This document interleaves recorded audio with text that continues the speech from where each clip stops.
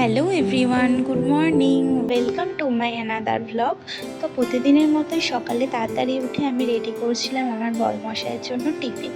তো আজকে করে দিচ্ছিলাম চাউমিন। আর সকালবেলা এইসব অয়েলি খাবারও একদমই পছন্দ করে না, কিন্তু কি করব, আজকে আমার ঘুম থেকে উঠতে অনেকটাই লেট হয়ে গেছে। তো ভাবলাম এটাই সুবিধা হবে, তাড়াতাড়ি হয়ে যাবে, তাই চাউমিনই করে দিলাম। আর অন্যদিকে আমি ভাতটাও বসিয়ে দিয়েছিলাম আর রান্নাটাও তাড়াতাড়ি করে করছিলাম, কারণ সবাই সকাল 8:30টার মধ্যেই চলে যাবে অফিসে। আর এই সময়টা আমি এতটাই ব্যস্ত থাকি যে ভিডিও করা আমার পক্ষে প্রায় অসম্ভব। তাও যতটুকু পারছি তোমাদের সাথে শেয়ার করছি।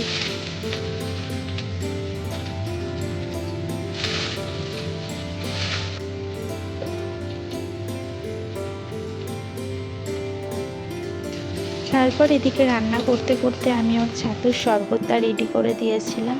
আর এই যে আমন্ড বাদাম, এটা যদি কোনোদিন ওকে আমি খাইয়ে না দিই তো কোনোদিনও মনে করে ও এটা খেয়ে যেতেই পারবে না, কারণ সকালবেলা ঘুম থেকে উঠে এতটাই তাড়াহুড়ো করে যে আমি যদি ঠিকমতো সব কিছু গুছিয়ে না দিই ও সব কিছুই ভুলে যাবে। আর তারপরে ও রেডি হয়ে গেছিলো আর আমি যাচ্ছিলাম ওকে একটু এগিয়ে দিতে। টাটা। আর তারপর আমি ব্রাশ করে করছিলাম একটু স্কিন কেয়ার। আর প্রতিদিন এই টাইমটা আমি নিজের জন্য একটু সময় বার করে নিই। তো আমি এখানে জল খেয়ে নিচ্ছি, তারপর একটু বসেছিলাম আর এসে গেছিলো এদিকে ছোট্ট পুচকুটা। আর কারেন্ট চলে গেছিলো জানো তো, আর কারেন্ট চলে গেলে ও একদমই থাকতে পারে না, তাই বারবার ফ্যানের দিকে তাকাচ্ছিল যে ফ্যানটা ঘুরছে কিনা। কি হয়েছে? ফ্যান চলবে না?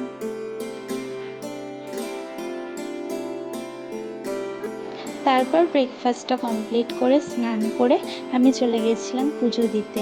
আর পুজোটা আমি রোজই দিই, কারণ পুজো দিতে আমার খুব ভালো লাগে। তো পুজো দেওয়া কমপ্লিট করে আমি গেছিলাম একটু ছাদে, ওখানেই হাঁটছিলাম। তারপর দেখলাম দুটো পায়রা একসাথে বসে আছে আর দেখতে খুবই ভালো লাগছে, তাই ভাবলাম একটা ভিডিও করি। আর ভিডিও করতে করতে একটা পায়রা উড়ে গেছে, শুধু একটাই রয়েছে। আর তারপর নিচে গিয়ে দেখি দিদিভাই অনলাইনে এইসব কসমেটিক্স দেখছে, তো আমিও দেখছিলাম বসে বসে। তারপর দুজনে মিলে করছিলাম একটু গল্প।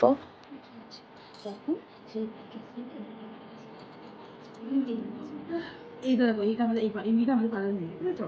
আর আমার আমার ছোট দু বছর 5 বছর ছোট ও মেয়ে। এটা দেখো না, বুবলু। আমি যে ও অত সুস্থ একটা মেয়ে, ওর বাচ্চা থেকে ন্যায় করে চলে কি করবো? কি গো?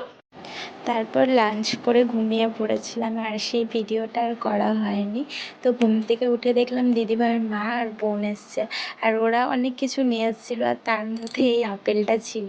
এই আপেলটা একদম ছোট্ট আর এত কিউট দেখতে ছিল, তাই আমি এটা ভিডিও করছিলাম। খুবই সুন্দর লাগছিল দেখতে। তারপর দিদিভাই সন্ধেবেলা বানিয়েছিল চিকেন রোল আর আমি বানিয়েছিলাম চিকেন পকোড়া। তো সবাই মিলে ওটাই খাচ্ছিলাম বসে। আর এদিকে আরেকজন অফিস থেকে অলরেডি চলে এসেছে, তো ওর সাথে একটু মজা করছিলাম।